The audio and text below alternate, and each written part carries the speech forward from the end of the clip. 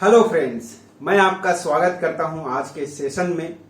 आपने अगर पिछला वीडियो नहीं देखा है तो जरूर जाकर देखिए, क्योंकि ये एक सीरीज है हमारी सबकॉन्शियस कम्युनिकेशन की, हमारे न्यूरो लिंग्विस्टिक प्रोग्रामिंग की। अगर आप पिछला वीडियो नहीं देख पाएंगे तो आने वाले सेशन को आप समझ नहीं पाएंगे। तो दोस्तों, आज के सेशन में हम देखेंगे कि हाउ वी परसीव थिंग्स, कैसे हम चीजों को लेते हैं हमारे माइंड में।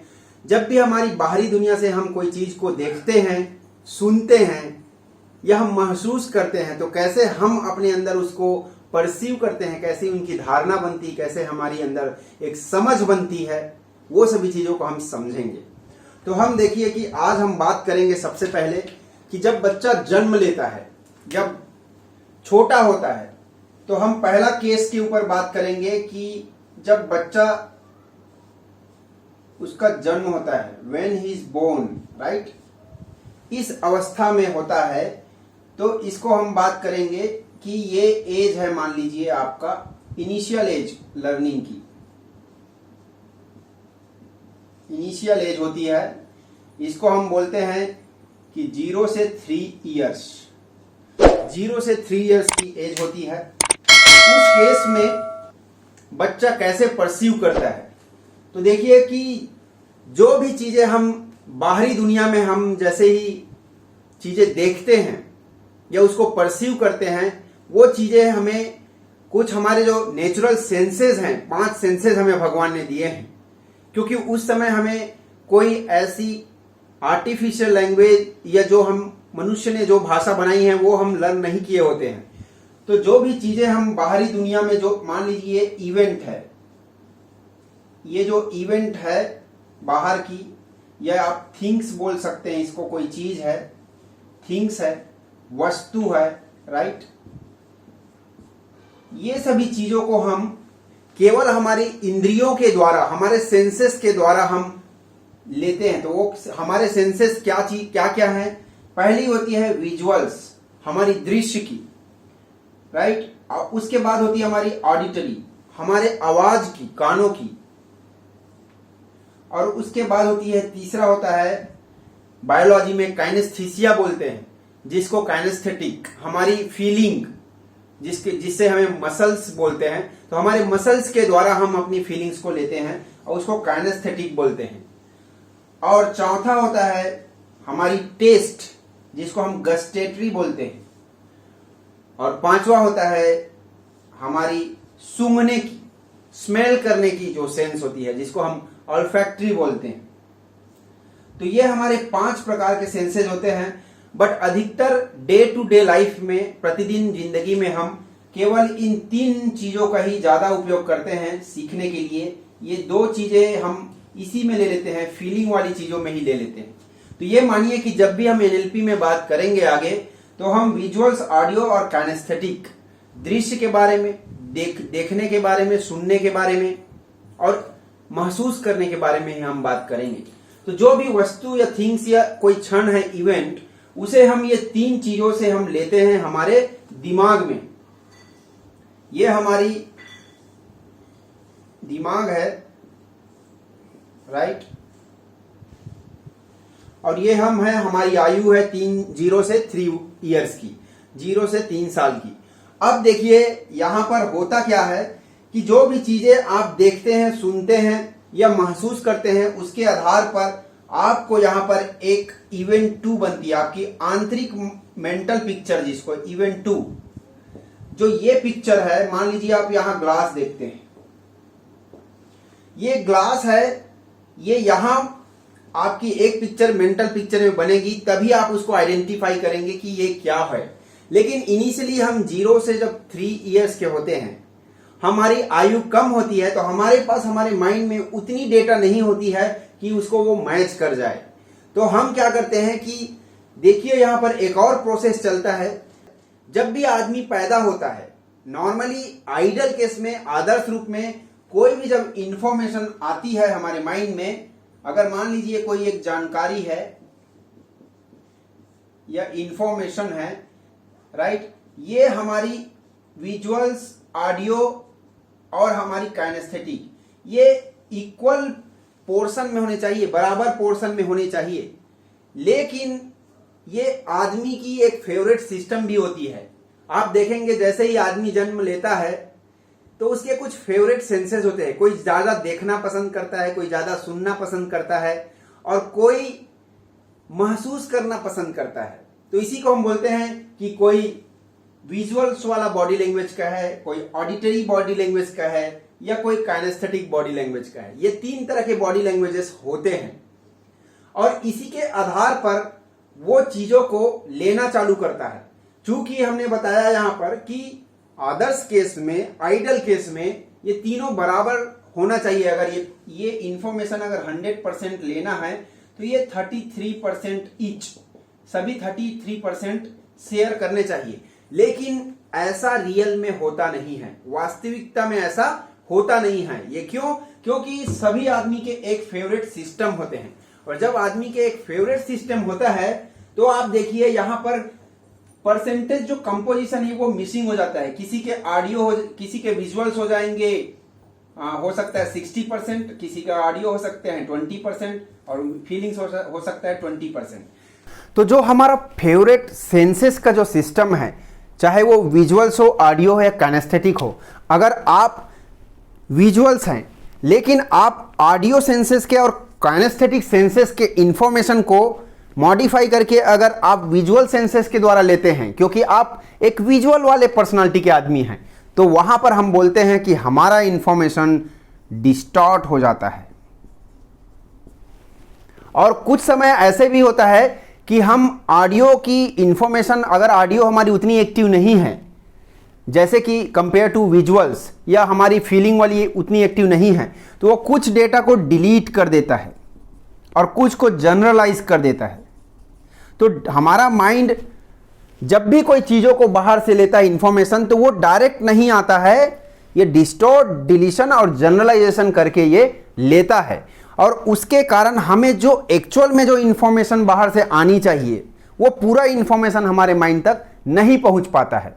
और ये एक गलत मीनिंग हमारे माइंड में इवेंट 2 जो बनता है, यहां पर इवेंट 2 जो हमारे मेंटल स्क्रीन में बनता है, जो हमारे मस्तिष्क के पटल में बनता है, वो एक अलग मीनिंग होता है और जो बाहर की जो चीज़ें दिखती है वो अलग होती है।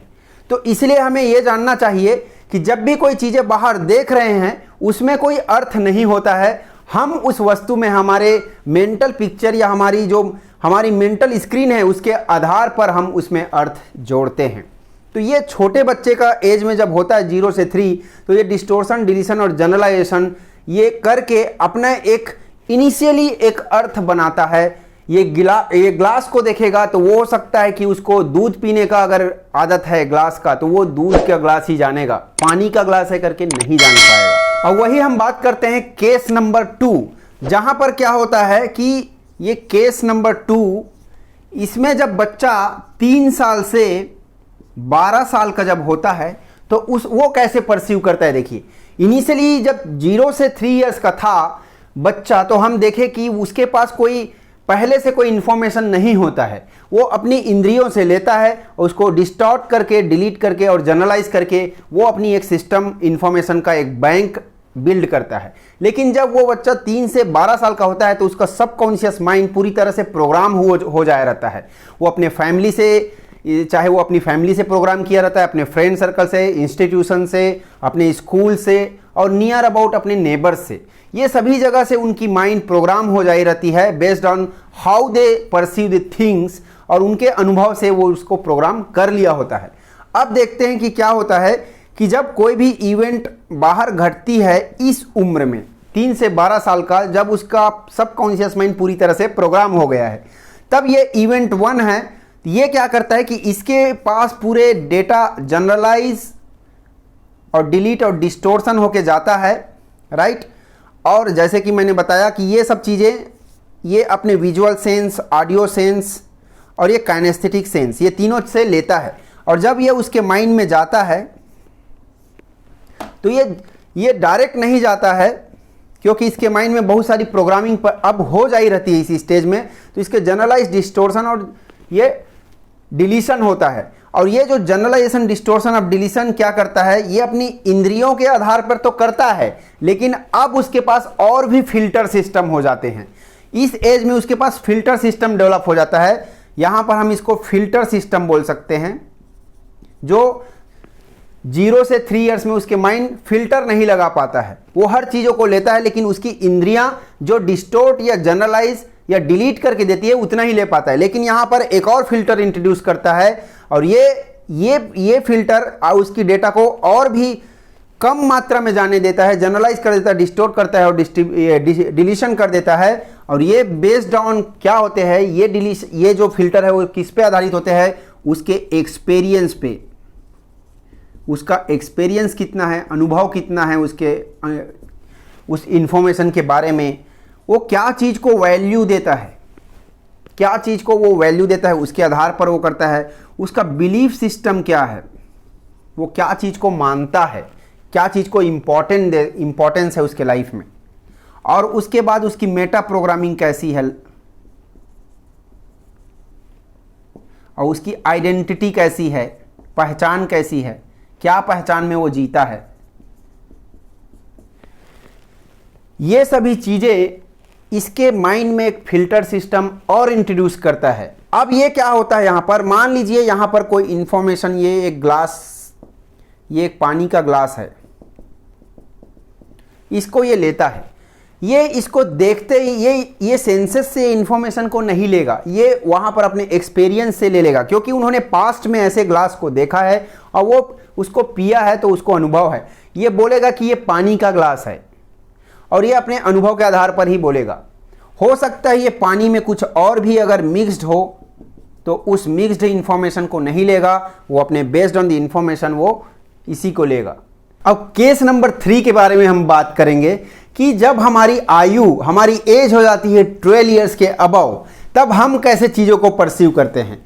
हम जो इवेंट बोल रहे हैं बाहर की दुनिया से, इवेंट 1 जिसका हम नाम ले रहे हैं, जो वस्तु है, राइट, जिसको हम लेते हैं विजुअल्स के माध्यम से या ऑडियो के माध्यम से, या फिर हमारे सेंस होते हैं काइनेस्थेटिक के माध्यम से।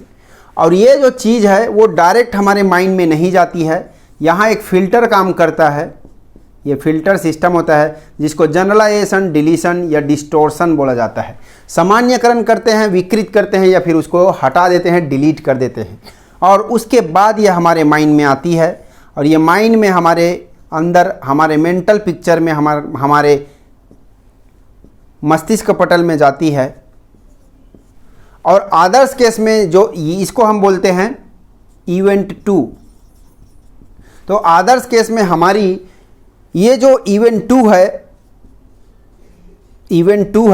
ये इवेंट 1 के बराबर वैसे ही बननी चाहिए। ये हमारी आदर्श केस है। जो भी चीज़ें हम देख रहे हैं वैसी पिक्चर हमारी माइंड में बननी चाहिए। जो इन्फॉर्मेशन हम बाहर में पड़ी हुई है वैसी इन्फॉर्मेशन हमारी माइंड लेने चाहिए। लेकिन जो फिल्टर यहाँ पर लगा हुआ है, हमने बात किया था कि जब बच्चा जब सबसे छोटा होता है 0 से 3 इयर्स, तो वो केवल यहाँ से डिस्टोर्ट करता है, अपनी इंद्रियों से, अपने पर्सनालिटी के बेस पर ही वो उसको डिस्टोर्ट करता है, डिलीट करता है या जनरलाइज करना चालू करता है। लेकिन जब वो 3 इयर्स से 12 इयर्स का एज में हो जाता है, तो उसके पास कुछ फिल्टर सिस्टम रहते हैं, लेकिन पूरा नहीं रहता है। ये दोनों ही यूज़ करता है। थोड़े से वो डिस्टॉर्ट करता है अपनी इंद्रियों से, और थोड़ा अपने एक्सपीरियंस के बेस पे कुछ प्रोग्रामिंग उसकी हो जाती है। वो अपने नेबर से, इंस्टीट्यूट से और सराउंडिंग से प्रोग्राम कर लेता है। लेकिन जब 12 इयर्स एंड अबव हो जाता है, तो उसकी इंद्रियां उसके लिए बहुत ही कम रिएक्शन देती है। वो अधिकतर मेजर पोर्शन वो अपने यहाँ के फिल्टर सिस्टम से ही वो काम करता है, क्योंकि उसके पास इतनी एक्सपीरियंस हो जाती है, एक्सपीरियंस उसकी बहुत ज़्यादा हो जाती है। वो एक वैल्यू को अडाप्ट कर लेता है, एक बिलीफ सिस्टम को जनरेट कर लेता है, और वो एक आइडेंटिटी को पकड़ लेता है, और एक मेटा प्रोग्रामिंग हो जाती है उसके लाइफ में। और ये सभी चीज़ें ही उसको ऑटोमेटिक एक प्रोग्राम, एक आउटकम को उसके माइंड में देते रहता है, irrespective of the information he is getting in from outer world.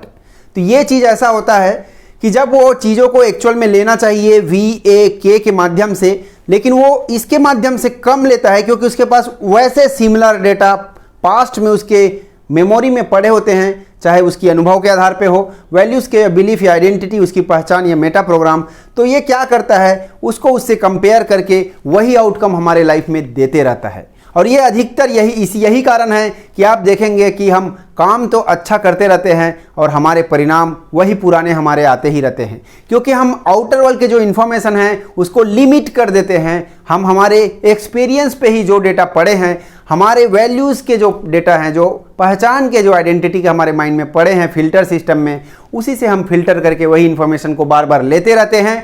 और यही कारण है कि हमारा परिणाम हमेशा सेम आते रहता है। तो दोस्तों ये देखिए कि कितना चेंजेस आता है।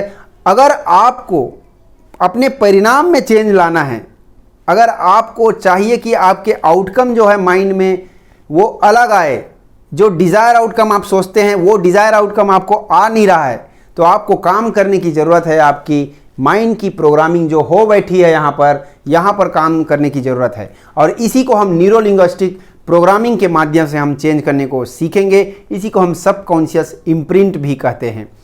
ये तथापि मैं ये बोलूँगा कि केवल 12 साल के ऊपर के लोगों को ही ये ज़रूरत नहीं है, बच्चे भी हैं जो 3 से 12 ईयर्स के जो बच्चे हैं उन्हें भी ये प्रोग्रामिंग सीखना चाहिए। ये जो एटलीस्ट 8 साल 10 साल की उम्र में पहुंच गए हैं उन बच्चों को ये प्रोग्रामिंग सीखना चाहिए, क्योंकि उस टाइम अगर ये अपनी माइंड को अच्छे आउटकम के लिए प्रोग्राम करते हैं तो उनसे हमेशा एक अच्छी लाइब्रेरी मिलेंगी, उनकी माइंड में अच्छी प्रोग्रामिंग मिलेंगी सबकॉन्शियस की, और हमेशा वो अपने अच्छे बिलीफ के साथ आगे बढ़ेगा और उसको एक अच्छा आउटकम हमेशा लाइफ में मिलते रहेगा। तो हम लोग देखते हैं कि जब भी हमारा माइंड डिलीशन, डिस्टॉर्शन या जनरलाइजेशन करता है तो उसके क्या एडवांटेज होते हैं और क्या डिसएडवांटेज होते हैं। एडवांटेज एंड डिसएडवांटेज, फायदे और नुकसान। जब भी हमारा माइंड जनरलाइज करता है, डिलीट करता है या डिस्टॉर्ट करता है कोई भी इंफॉर्मेशन को, तो हमें क्या क्या, पहला नंबर 1 देखते हैं कि देखिए जब भी आपका माइंड कोई भी डेटा को डिलीट करता है या फिल्टर सिस्टम से ये डिस्टॉर्ट करता है या फिर जनरलाइज करता है, तो होता ऐसा है कि आपके पास लिमिटेड डेटा आती है। हमारा माइंड 20 बिलियन डेटा को पर सेकेंड वो प्रोसेस करता है, लेकिन जबकि आपकी कॉन्शियस में होती है आपकी माइंड तो केवल 20 डेटा को ही लेता है। तो ये लिमिट करके लेता है, इसलिए आपकी बिलीफ है वो लिमिटिंग हो जाती है। लिमिटिंग बिलीफ के साथ आप लाइफ जीते हैं। हमेशा आप एक नकारात्मक के स्टेट में चले जाएंगे। आपकी मनोदशा लिमिटेड रहेंगी, मेरे से ये काम नहीं हो पाएगा, मैं इतना ही कर पाऊंगा, मेरे शरीर की इतनी ही ताकत है, मेरी ताकत इतनी ही है, ये हम लोगों का बस का बात नहीं है। ये सभी लिमिटिंग बिलीफ आपके माइंड में आ जाएंगी। दूसरा चीज़ ये है कि जब आपके डेटा जनरलाइज होके आ रहे हैं तो आपकी लर्निंग बहुत कम हो रही है, वहाँ पर आपकी न्यू लर्निंग नहीं आएंगी और आप में क्रिएटिविटी नहीं आएंगी। जब आपकी न्यू लर्निंग नहीं आएंगी, आपकी क्रिएटिविटी नहीं आएंगी, तो आप एक बोर्डम की लाइफ जिएंगे, एक बोर्डम वाली लाइफ जिएंगे, और ये बोर्डम वाली लाइफ आपको डिप्रेशन में ये कर देगी और उसके बाद ये आपको निगेटिव स्टेट में भी लेके जा सकती है और आपके आउटकम लाइफ में जो एवरेज लाइफ के आउटकम है उसको घटा सकती है। तीसरा है कि जब आपकी बिलीफ यहाँ लिमिटेड हो जाती है तो आपकी जो आउटकम है, जो रिजल्ट है, वो लॉन्ग टाइम तक आपको फेलूर ही रहेंगे, फेलूर रिजल्ट आएंगे आपको बहुत ज़्यादा। तो आपकी ये आइडेंटिटी है, जो आपकी पहचान है, वो कमज़ोर पड़ जाएगी, और जब आपकी आइडेंटिटी कमज़ोर पड़ जाएगी तो आपके बिहेवियर भी चेंज हो जाते हैं। क्योंकि आप देखिएगा कि जो आइडेंटिटी होती है वो एक चादर की तरह होती है, आपके बॉडी को ओढ़ी रहती है। आप जिस आइडेंटिटी में रहेंगे वैसी ही आपकी बिहेवियर आएगी। अगर आपकी आइडेंटिटी कमज़ोर पड़ रही है तो आपकी बिहेवियर भी आपके फैमिली मेम्बर के लिए बहुत कमज़ोर होंगी। आपके मुंह से अलग अलग तरह की बातें निकलेंगी घर वालों के लिए। आप अधिकतर देखेंगे लोग एंग्जाइटी में आ जाते हैं, गुस्से करने लग जाते हैं कोई चीज़ें, जब उसकी ये सब चीज़ें ऐसी होने लगती है। और ये सभी चीज़ें आप ध्यान दीजिएगा कि ये अधिकतर हमारे डिलीशन, डिस्टॉर्शन और जनरलाइजेशन के कारण ही होता है। और वहीं आपकी वैल्यूज़ और बिलीफ सिस्टम आपकी कमज़ोर होते जाएंगी और आप अपने लाइफ में जो भी आउटकम पाना चाहते हैं वो आप अचीव नहीं कर पाएंगे। हम एडवांटेज की ओर बात करें कि इसके कुछ एडवांटेज भी होते हैं, जैसे कि अनलिमिटेड इंफॉर्मेशन जब आते हैं आपको बहुत सारे, तो आप डिलीशन, डिस्टोर्शन एंड जनरलाइजेशन करके आप एंग्जाइटी से भी समटाइम बच सकते हैं। दूसरा चीज़ यह है कि हम रीफ्रेमिंग करते हैं, जो एनएलपी में हम आगे समझेंगे कि आप रीफ्रेमिंग का उपयोग करके अपने आउटकम को, जो लिमिटेड बिलीफ है, जो लिमिटेड इंफॉर्मेशन आ रहा है, उसके रेंज को आप बढ़ा सकते हैं। वो सभी हम रीफ्रेमिंग में आगे हम सीखेंगे। So thank you very much. अगर आप मेरे चैनल में नए हैं, फर्स्ट टाइम आए हैं, तो आज ही सब्सक्राइब कर लीजिएगा ताकि आपको फ्यूचर में मेरे सभी वीडियो आपको ऑटोमेटिक मिलते रहे और आप अपने लाइफ में अच्छे लर्निंग करते रहिए। एनएलपी कोर्स एक ऐसा कोर्स है जो लाखों लोग इसे इंजॉय कर रहे हैं, अपने सक्सेसफुल करियर को इंजॉय कर रहे हैं। मैं चाहता हूं कि आप भी इसे सीखें